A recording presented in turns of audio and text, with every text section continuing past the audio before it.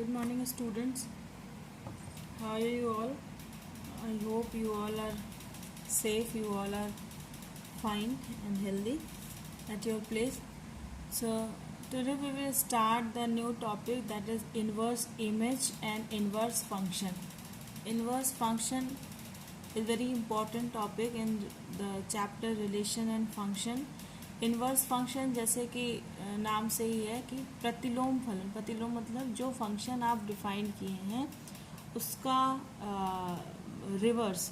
Reverse means कि अगर कोई फंक्शन ए से बी पर डिफाइंड है तो एक ऐसा फंक्शन अगर हम डिफाइन कर पाएँ जो बी से ए पर डिफाइंड हो, तो ये हमेशा पॉसिबल नहीं हो पाता है, लेकिन कुछ पर्टिकुलर फंक्शंस में ये पॉसिबल है। वो क्या केसेस हैं, क्या वो क्या कंडीशंस हैं, हम इस बात को चेक आउट करेंगे। तो उससे इन्वर्स फंक्शन पढ़ने से पहले एक term inverse image, inverse image क्या होती है। लेट इन्वर्स इमेज, ऐसे हम हिंदी में कहते हैं प्रतिलोम प्रतिबिंब।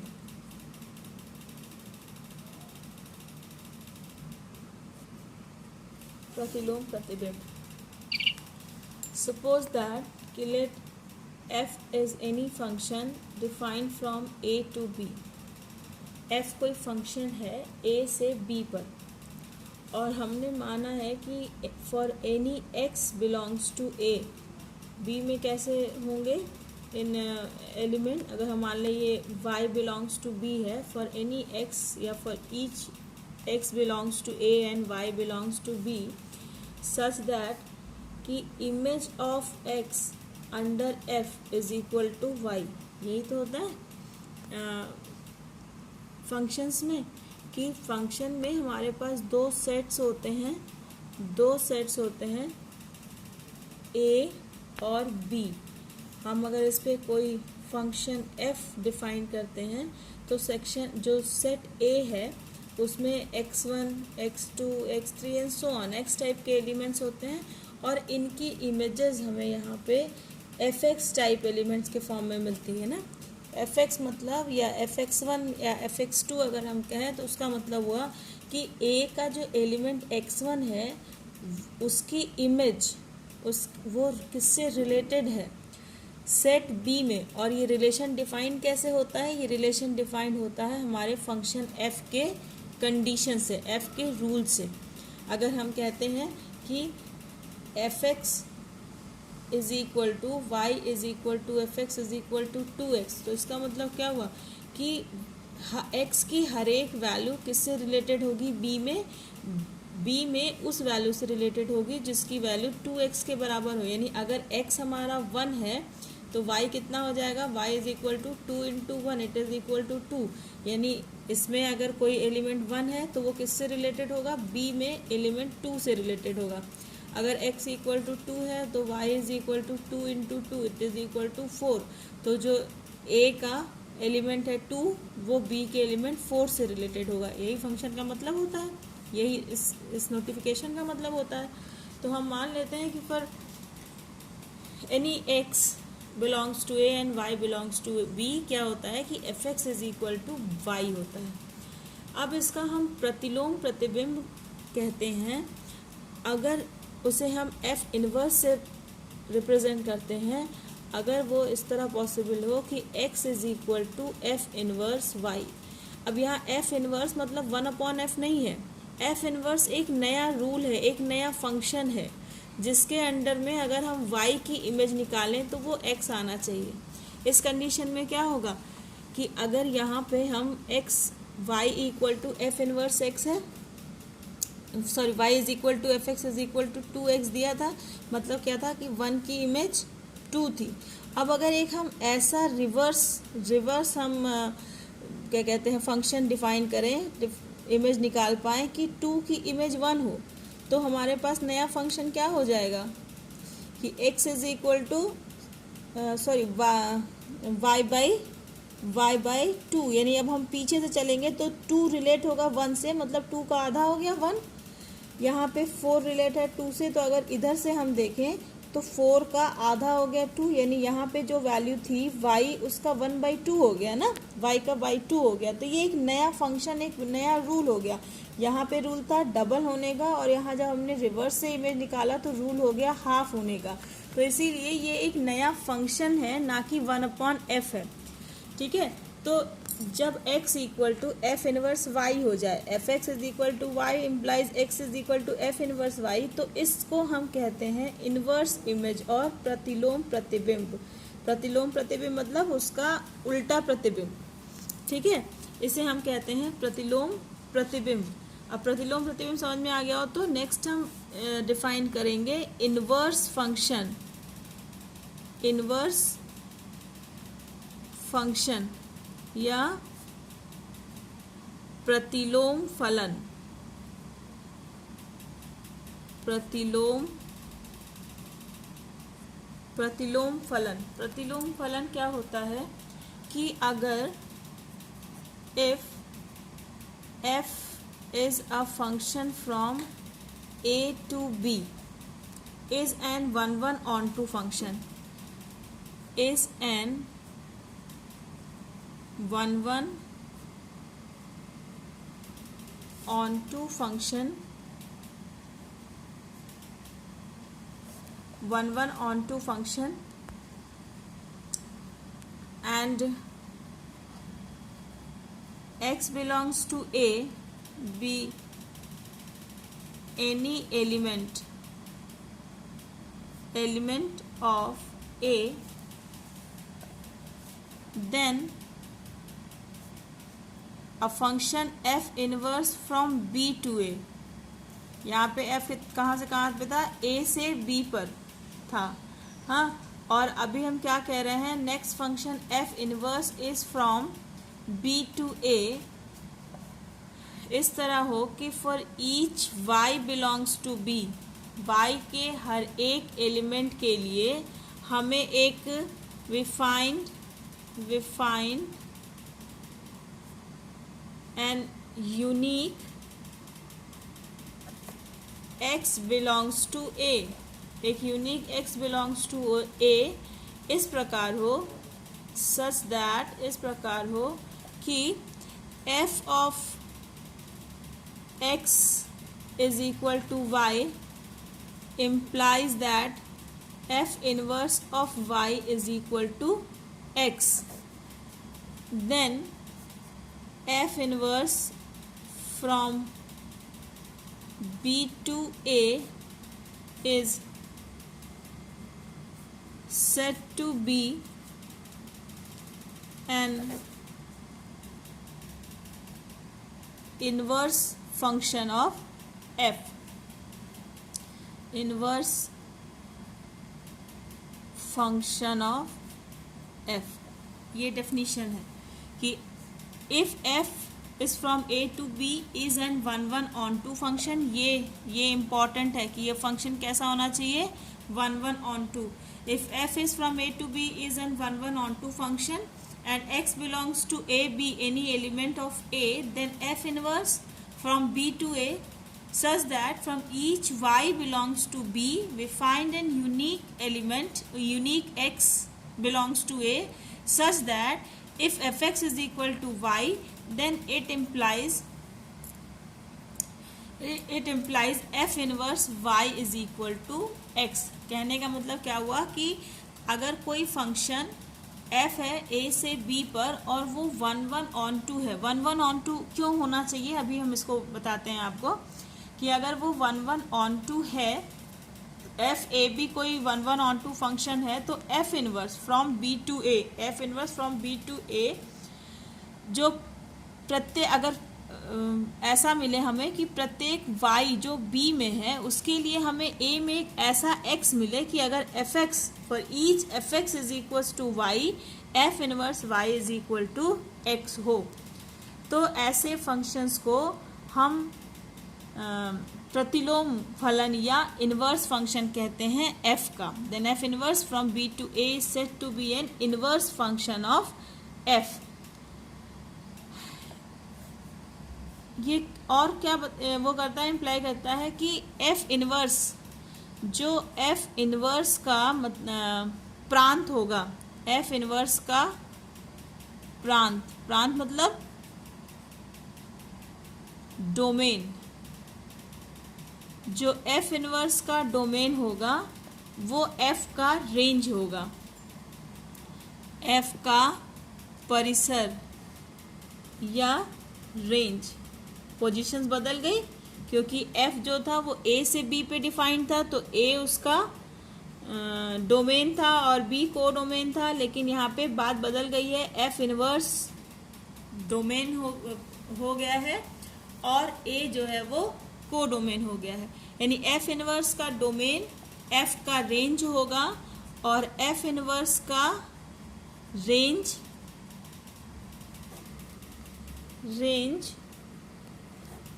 एफ का डोमेन होगा।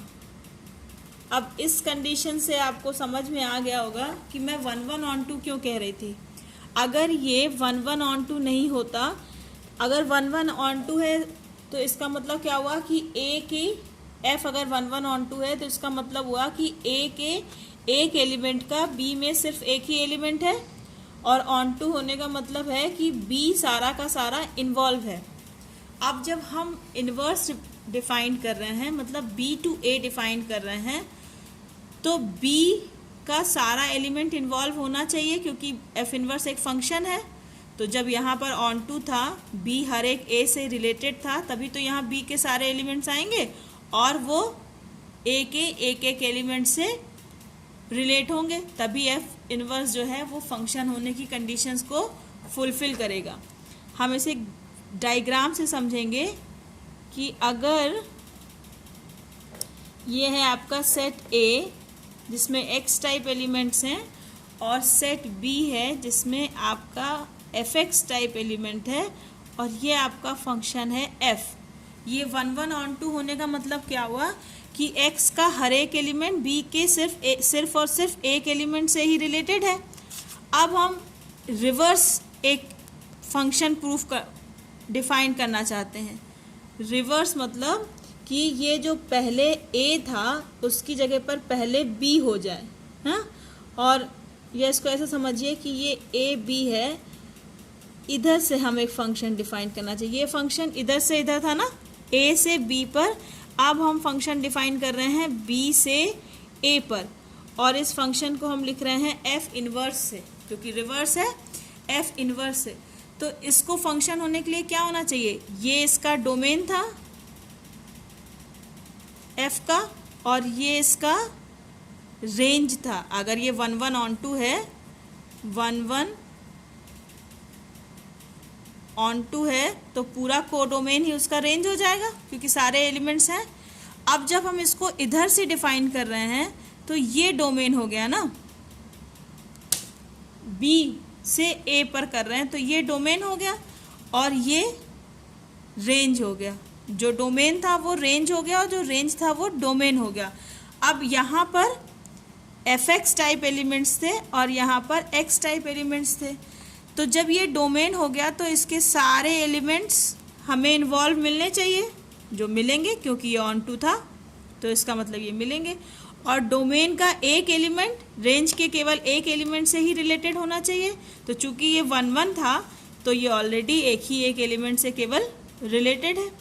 तो हर वो फंक्शन जो 1/1 है वही सिर्फ इन्वर्टेबल होगा अगर 1/2 में से कोई एक भी कंडीशन फुलफिल नहीं करती है। सपोज ऑन टू नहीं है, अगर ऑन टू नहीं है तो बी के सारे एलिमेंट्स इन्वॉल्व नहीं होंगे, मतलब ये पूरा रेंज नहीं होगा।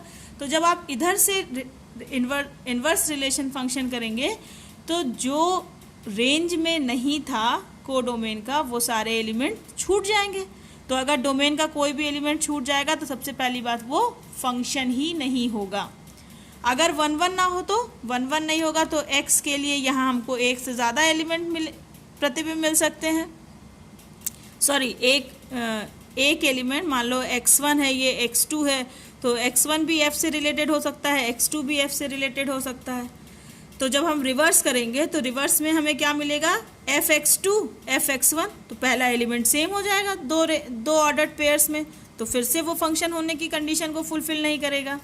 तो इसलिए किसी भी 1 ऑन टू फंक्शन के लिए हम एक reverse function F inverse define कर सकते हैं, जिसमें कंडीशन क्या होगी, एफ के लिए जो डोमेन था वो एफ इनवर्स के लिए रेंज हो जाएगा, एफ के लिए जो रेंज था वो एफ इनवर्स के लिए डोमेन हो जाएगा। ठीक है, बात समझ में आई। इनवर्स फंक्शन क्या होता है कि f a b, f from a to b, अगर कोई 1 ऑन टू फंक्शन है और उसमें x belongs to a B any element, कोई भी आर्बिट्री एलिमेंट ले लें of a, then f inverse एक दूसरा फंक्शन है जो b से a पर डिफाइंड होगा, such that for each element of b if we get f x equal to y implies that f inverse y is equal to x, then it is f inverse is called the inverse function of f। Condition क्या है कि f को 1 on to होना ज़रूरी है। अगर f 1 on to नहीं है तो हम उसका इन्वर्स फंक्शन डिफाइन नहीं कर सकते हैं। A function is invertible if it is 1 and onto. इस पे आज हम 2 थ्योरम्स करेंगे। पहला थ्योरम कि if f is from a to b is an 1 on to function,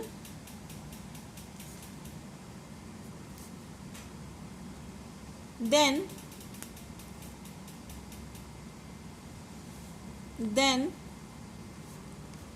f inverse मतलब इनवर्स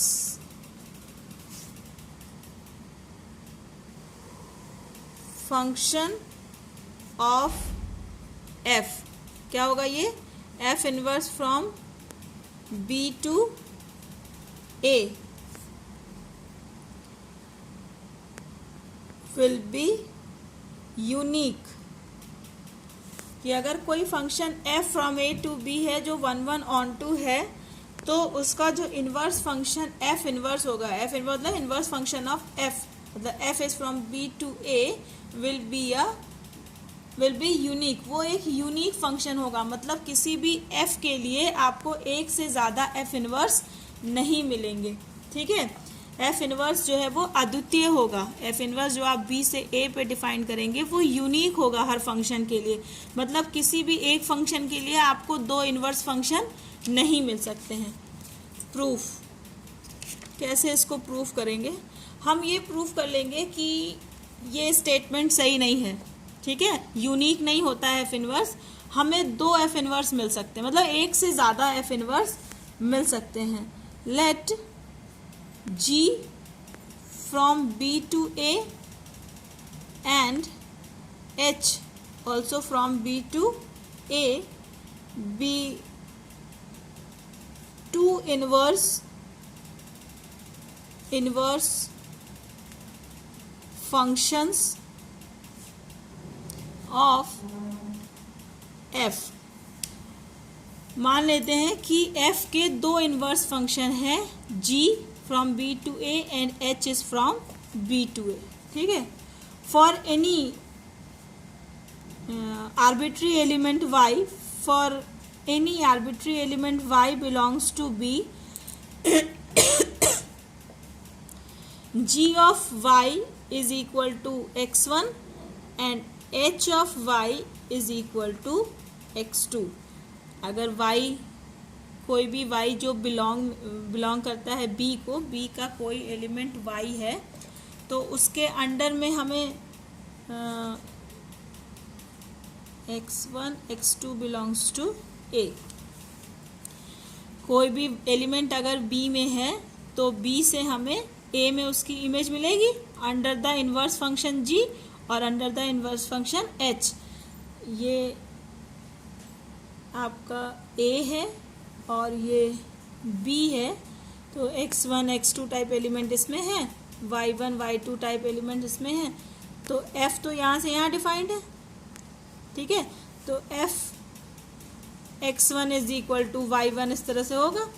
लेकिन अभी जो रिवर्स हम कर रहे हैं, रिवर्स का क्या है कि रिवर्स यहाँ से बी से ए पर है, इन्वर्स जो है वो बी से ए पर डिफाइंड है, तो इसका मतलब हुआ कि y1 की इमेज मिलेगी एफ इन्वर्स। तो एफ इन्वर्स यहाँ पे हमने दो लिया था, g और h। तो y की इमेज g के रिस्पेक्ट में a में कुछ और होगी और y की इमेज h के रिस्पेक्ट में a में कुछ और होगी। तो g की इमेज y की इमेज g के रिस्पेक्ट में मान लिया कि x1 है और उसी y की इमेज h के रिस्पेक्ट में हमने मान लिया कि x2 है, जहाँ x1 और x2 दोनों a के एलिमेंट्स हैं। ठीक है, तो अगर g of y is equal to x1 है तो it implies f of x1 is equal to y होगा, है ना।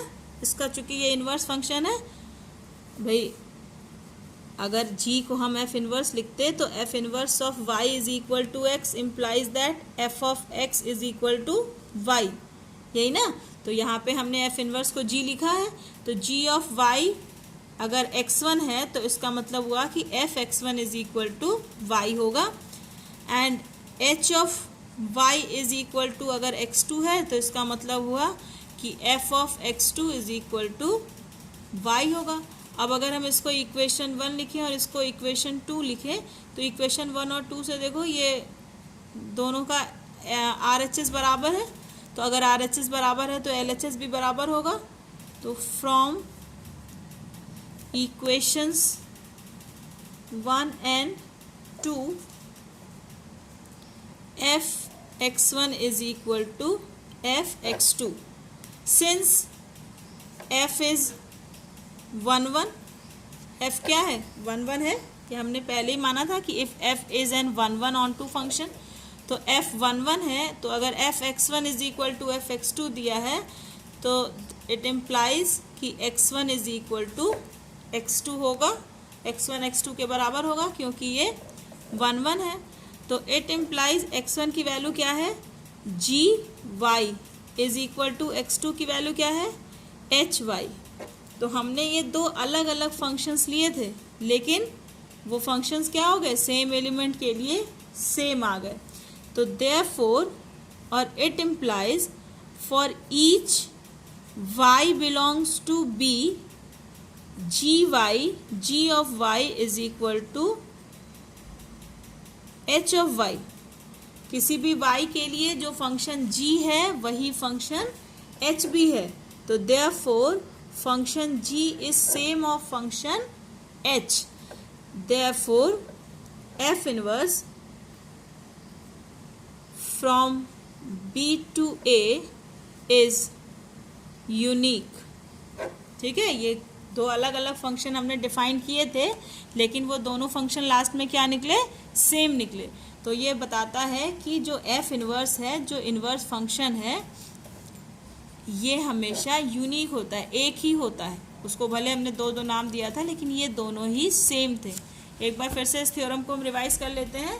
थ्योरम में था कि if a is from a to b is an 1 1 onto function, then f inverse that inverse of function f which is from b to a will be unique। किसी भी function a b के लिए अगर वो 1 1 on 2 है तो उसका inverse function जो b से a पे डिफाइंड होगा वो हमेशा यूनिक होगा, अद्वितीय होगा।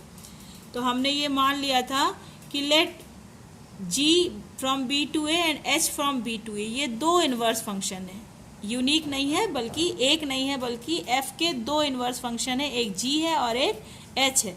फिर हमने कोई भी आर्बिट्री एलिमेंट b से ले लिया y, सच दैट कि image of y under inverse function g is x and image of y under inverse function h is s। Image of y under inverse function g is x1 and image of y under inverse function h is x2 where x1 x2 belongs to a। कि दोनों inverse function के under में दोनों की images मान ली हमने।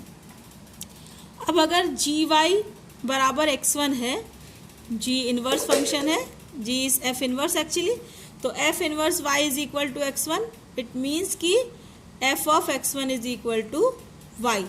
ऐसे ही अगर h y equal to x2 है तो इसका मतलब हुआ कि f of x2 is equal to y। अब इन दोनों इक्वेशंस में RHS बराबर है तो LHS भी बराबर होगा, यानी f is x1, f x1 is equal to f x2। अब चूंकि ये हमने पहले ही लिया था कि ये 1 1 है, और 1 1 में क्या होता है कि अगर एफ x1 बराबर एफ x2 है, इसका मतलब x1 बराबर x2 होता है। तो x1 बराबर x2 हो गया। x1 की वैल्यू थी gy1, gy रख दिया, x2 की वैल्यू थी hy, वो पुट कर दिया, तो gy is equal to hy क्या आ गया, दोनों फंक्शंस आपस में इक्वल हो गए। तो for each y belongs to b, image of y under g is equal to image of y under h। दोनों ही फंक्शन के अंडर में जो y की इमेज है वो सेम आ गई। इसका मतलब क्या हुआ कि ये दोनों फंक्शंस भी सेम है। जब फंक्शन सेम होंगे तभी तो इमेजेस सेम होंगी।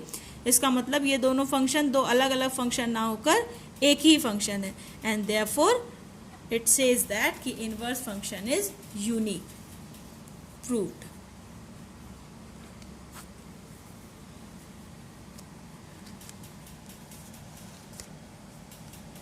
Another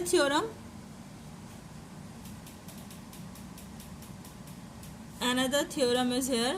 Theorem is कि if function f from a to b is 1 1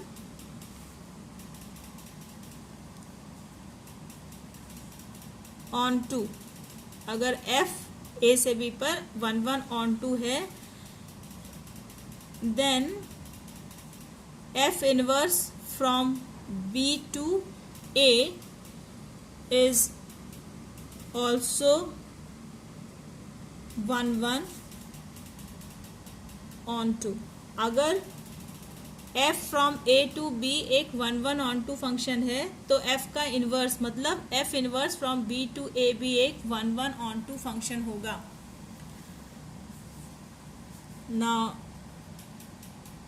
come on to the proof.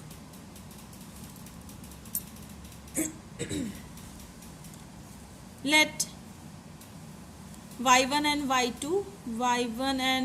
y2 be any element of b। b का कोई एलिमेंट, कोई दो एलिमेंट हमने लिया y1 और y2, such that f inverse of y1 is equal to x1 and f inverse of y2 is equal to x2। यहाँ हमें पता है कि f 1 1 on 2 है, हमें ये प्रूफ करना है कि f इनवर्स जो है जो b से a पर है ये भी 1 1 on 2 ही होगा। तो अगर हमें इसको 1 1 प्रूफ करना है f इनवर्स को, तो हमें क्या प्रूफ करना होगा एक्चुअली कि अगर f inverse y1 is equal to f inverse y2 है, तो it implies y1 is equal to y2। अगर 1 1 होना है तो यही प्रूफ करना होगा, ठीक है, कि अगर f inverse y1 is equal to f inverse y2 है तो y1 बराबर y2 के होना चाहिए, तभी ये 1 1 होगा। तो लेट अस स्टार्ट प्रूफ। अगर f inverse y1 is equal to x1 है तो it implies f of x1 is equal to y1 and f of x2 is equal to y2। Inverse image से हो जाएगा ये। तो let f inverse of y1 is equal to f inverse of y2। f inverse of y1 is equal to f inverse of y2। f inverse y1 की value क्या है, x1 is equal to f inverse y2 की value कितनी है, x2। Then x1 is equal to x2। तो since f is 1 1, f जो है वो 1 1 है, तो अगर x1 बराबर x2 के है तो f x1 बराबर भी f x2 के होगा। Since x1 is equal to x2 ये आया है हमारा, और f जो है वो 1 1 दिया हुआ था। इसका मतलब क्या हुआ कि अगर x1 बराबर x2 के है तो f x1 भी f x2 के बराबर होगा। f x1 की वैल्यू कितनी है, y1 is equal to f x2 की वैल्यू कितनी है, y2। तो therefore y1 is equal to y2। हमने क्या माना था कि let f1 f inverse y1 is equal to f inverse y2, और आया क्या हमारा एट लास्ट कि then y1 is equal to y2, y1 जो है वो y2 के बराबर हो गया, therefore F inverse is 1 1, F inverse जो है वो 1 1 होगा। अब हम ऑन टू प्रूफ करेंगे। Again let x be any arbitrary element in A, x A का कोई भी अपने आप से लिया हुआ एलिमेंट है, and y belongs to B such that f of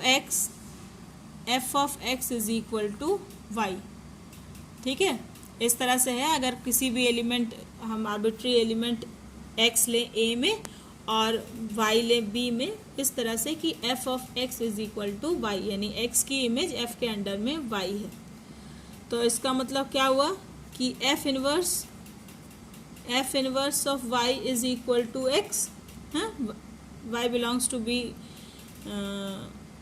इस प्रकार होगा कि इसका इनवर्स इमेज जो है वो x के बराबर होगा, क्योंकि f इनवर्स जो है वो उसका इनवर्स फंक्शन है। तो चूंकि ये यूनिक था ना, ये since f is onto, since f is onto, f जो है वो ऑन टू है, इसका मतलब क्या हो, ऑन टू का मतलब क्या होता है कि y का हर एक एलिमेंट, b का हर एक एलिमेंट a के किसी ना किसी एक एलिमेंट से रिलेटेड है। तो जब हम रिवर्स हमने किया, तो जब x सिर्फ एक y से x जो है वो y किसी ना किसी y से रिलेटेड है, तो इसका मतलब क्या हुआ कि y भी किसी ना किसी x से रिलेटेड है। तो since f is onto and f inverse y is equal to x exist, therefore f inverse is also onto. ठीक है, सिंस f हमने डिफाइन किया कि let for any arbitrary element x belongs to a, and के लिए सभी x के लिए एक y हमें मिलेगा, y belongs to b such that f of x is equal to y। मतलब f जिस ऑन टू है, इसलिए हमें y, हर एक y के लिए हमें एक x मिलेगा ज़रूरी, since f is onto है। तो अगर f inverse y is equal to x exist करता है, तो इसका क्या मतलब हुआ कि जब हम रिवर्स करेंगे, रिवर्स मतलब reverse means from b to a जब हम करेंगे, जब f इनवर्स हम डिफाइन करेंगे, तो यहाँ के हर एक y के लिए हमें यहाँ पर एक ना एक x मिलेगा, या हम ये कहें कि यहाँ के सारे x किसी ना किसी y से रिलेटेड होंगे ही, क्योंकि सारे y x से रिलेटेड थे। And therefore if f is onto and f inverse y is equal to x will exist, then it implies also that f inverse is also on to. तो it is the proof that if f is 1 1 on to, then f inverse is also 1 1 on to. A confusion was there। अब एक बच्चे ने मुझसे पूछा था कि anti symmetric function क्या होता है। In the question are on Saturday, student asked me that what is a anti-symmetric relation। देखिए, अगर आप सिमेट्रिक रिलेशन से रिलेट कर रहे हैं एंटी सिमेट्रिक रिलेशन को, कि जो सिमेट्रिक नहीं है वो एंटी सिमेट्रिक है, तो ये इसका मतलब नहीं है कि जो सिमेट्रिक नहीं है वो एंटी सिमेट्रिक ही है। सिमेट्रिक में क्या था कंडीशन कि for A B, any A B belongs to R, B A must be belongs to R, ये सिमेट्रिक है।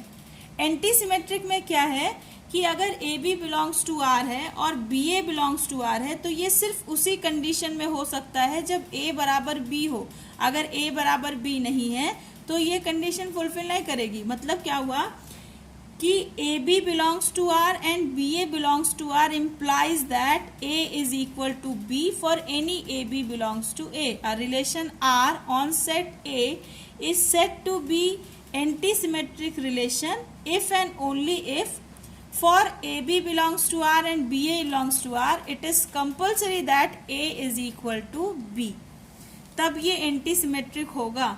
और यहाँ पे सिमेट्रिक फंक्शन में ये a is equal to b वाली कंडीशन नहीं होती है, वहाँ होती है for any a b belongs to a, b a belongs to r.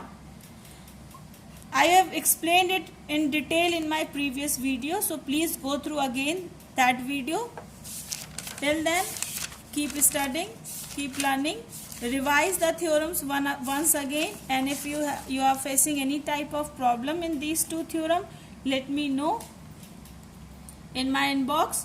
I will try to explain it again. Till then, be safe, be at your home. Goodbye.